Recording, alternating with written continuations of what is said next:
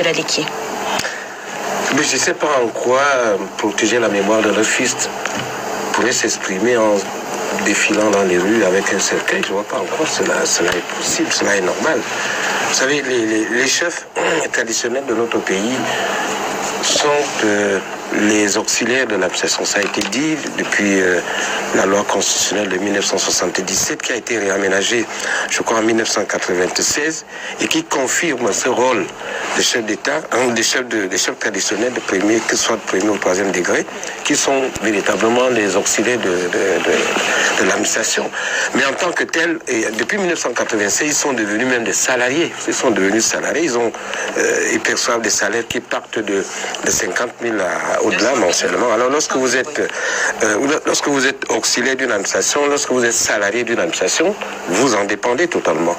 Et ce qui fait que aujourd'hui, je ne crois pas qu'il y ait un seul chef traditionnel dans notre pays qui ne soit pas membre de RDPC. Et dans la réorganisation de 1996,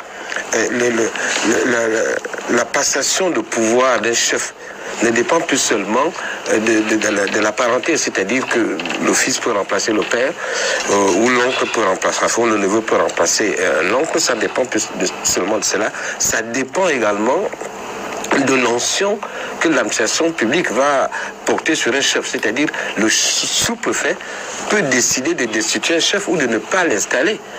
Tout cela pour vous dire la dépendance, l'harmonie, enfin la dépendance que les chefs ont vis-à-vis du pouvoir central.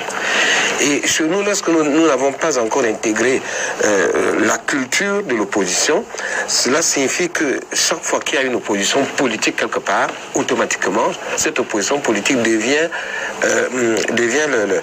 l'ennemi, hein, l'ennemi de l'autre. Maurice Kamto, aujourd'hui, ça se voit, il est de l'opposition et partant de cette réalité-là, il est automatiquement ceux qui ne sont pas de son parti, ceux qui sont du parti en face, le considèrent vraiment comme un ennemi. Et lorsque vous voyez donc les chefs traditionnels se comporter de cette manière, c'est parce que n'ayant pas une culture politique qui peut permettre d'admettre quelqu'un pas comme ennemi, mais un adversaire politique à partir duquel vous pouvez combattre. Enfin, vous pouvez débattre sur des idées. Alors, lorsque Maurice Kamto a dit ce qu'il a dit, j'ai lu son propos, les gens ont perçu ça comme vraiment une manière de ne pas respecter la mémoire de Hubert Monondiana. Je me souviens, au début des années 90, lorsque le débat politique, le débat intellectuel politique était ouvert, les premiers qui ont tenu la reine ici, c'était Monondiana et Maurice Kamto. Ils avaient un débat hautement politique, hautement intellectuel, mais qui a fait que les gens se sont alimentés, n'est-ce pas, face à leur joute. Il me souvient, lorsque Maurice Kamto sortait un article dans le Messager le matin, le Messager tirait à 100 000 exemplaires, il n'y avait pas d'invendu. On attendait la semaine prochaine la réaction, la riposte de Maurice Kamto. Ça a duré un bon bout de temps et je peux vous assurer que ça alimentait le débat politique. Il n'y avait pas d'animosité, il n'y avait pas d'agressivité. Il s'étripait comme cela, intellectuellement parlant. Je me souviens de l'article de Maurice Kamto qui avait d'ailleurs soulevé le débat. Le titre, c'était « La non-distanciation du politique vis-à-vis de l'intellectuel vis-à-vis du politique ». C'était ça le gros titre. Et tout est parti de là. Et je peux vous assurer que les deux n'étaient pas des ennemis.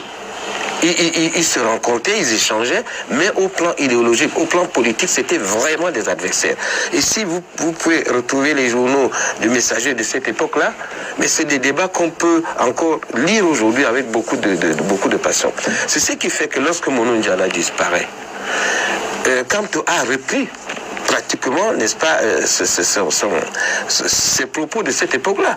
Il a reconnu la valeur intellectuelle de l'homme et il a terminé en disant il a choisi de militer pour une cause qui n'est pas bonne, politiquement parlant, c'est ça. Alors, est-ce que les chefs de l'Aleki ont eu la distanciation possible ou le niveau intellectuel possible pour pouvoir comprendre ce propos? Après avoir vanté, n'est-ce pas, l'intelligence de Hubert Monondiana, ce qu'il a fait pour le pays, il a sorti une petite note qui déjà, il avait dit dans les années 90 que cette intelligence, il ne l'a pas mise au service d'une bonne cause, il a dit. Voilà, je résume vraiment ce qui s'est passé. Alors, donc, dans un environnement politique où on n'admet pas la contradiction, on n'admet pas que le débat reste élevé avec une contradiction possible, on considère automatiquement celui qui n'est pas avec vous comme votre ennemi. Alors on a déplacé cela, n'est-ce pas, de manière à permettre, n'est-ce pas, que les chefs traditionnels de la Léké entretiennent ce comportement vraiment déplorable. Et je me pose la question de savoir si, par exemple, je ne sais pas, prenons une personnalité politique, si Maurice Kamto arrivait à disparaître, vous pensez que un comportement comme celui qu'on a eu avec le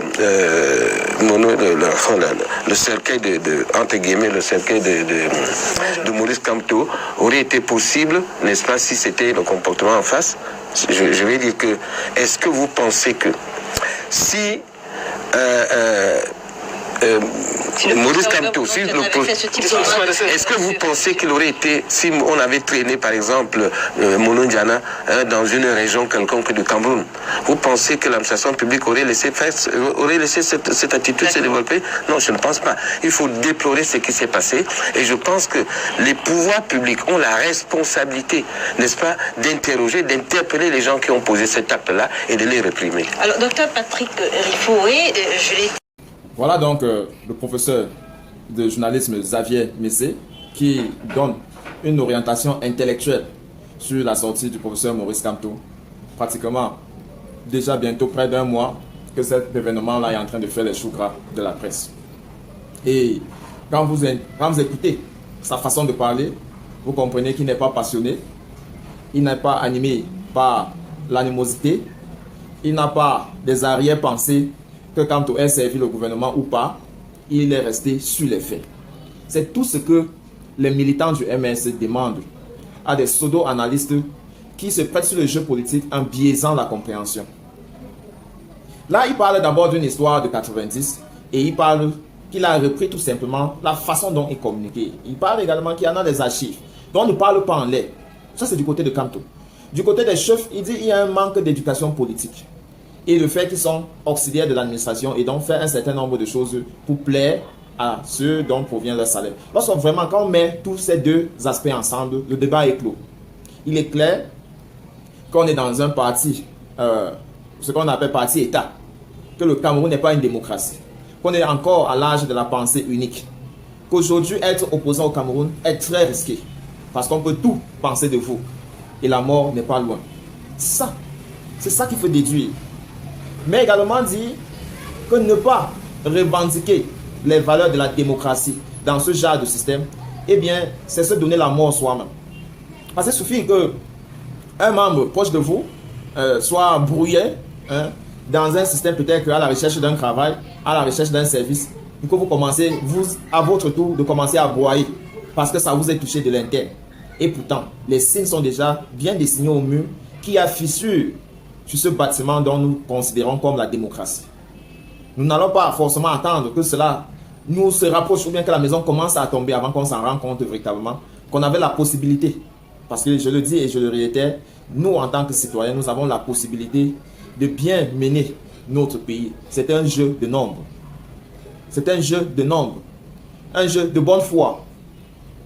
Il ne sert à rien de dire qu'il faut du courage pour pouvoir dire qu'on a faim. Il ne sert à rien de dire qu'il faut du courage pour pouvoir dire que quelqu'un est de mauvaise foi. On n'est pas obligé de continuer à dire qu'on protège l'avenir de nos enfants. Ceux en 2000 qui n'ont pas parlé des enfants ont 20 ans aujourd'hui. Je ne suis pas sûr qu'ils ont les moyens de payer l'éducation, qu'ils sont capables de payer 1 million de francs pour que l'enfant là part à l'école 1 an. Pas parce qu'ils sont incapables, mais parce que le salaire de catéchistes qu'ils reçoivent n'est pas à la hauteur de la vie qu'ils auront souhaité pour cet enfant lorsqu'il est protégé, qui veut le voir les enfants grandir. Et les mêmes dessins sont au mur en ce moment. Si on ne se méfie pas sur cette façon de faire comme si on ne voit pas la souffrance qui nous entoure, de faire comme si on ne voit pas l'abus de pouvoir qui nous entoure, eh bien, ces mêmes enfants qu'on compte voir grandir deviendront aussi des chômeurs, deviendront aussi légers, vont s'intéresser aux petits ragots ici et là, au commérage. Ils vont refuser le débat intellectuel. Ils auront peur de parler parce qu'ils ont peur de faire des fautes. Ce sont des problèmes que cette génération est en train de vivre. Et les parents ont la responsabilité d'accompagner cette jeunesse vers ce qui est utile. Vraiment, je ne peux pas perdre mon temps à dire merci à Xavier Messé parce qu'il a tout simplement fait son job. Un intellectuel, c'est ça son job. Éclairer la lanterne, sans parti pris. Vous comprenez un peu? C'est ça son job. Les Meillons, les Aboya, tous ceux qui ont pris la parole avant pour fustiger Kamto, du timing, de ceci, cela, eh bien, ils faisaient ça à leur propre compte. Vous avez bien compris le professeur. Et je pense que c'est ça qu'on va retenir. Voilà.